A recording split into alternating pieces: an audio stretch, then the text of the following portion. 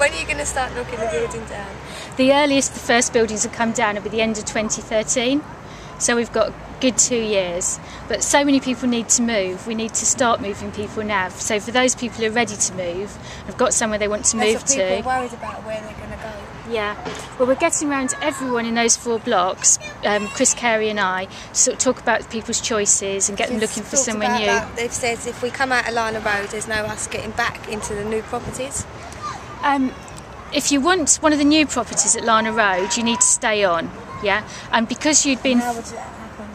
Well, what would happen is you'd move out of your current flat into one of the later blocks up the hill, and you'd stay there until the new ones were ready.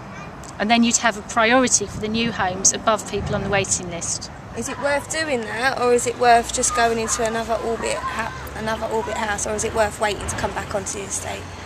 Well, that's sort of an individual decision, and that's why I think every family needs to think for themselves what's best for themselves. Because at first we was going to be staying in the flat, then put into a new property. Yeah. And I found that, I thought that was pretty good, because I thought, well, at least we haven't got traits about going from here there, but then we got a brand new place. Yeah.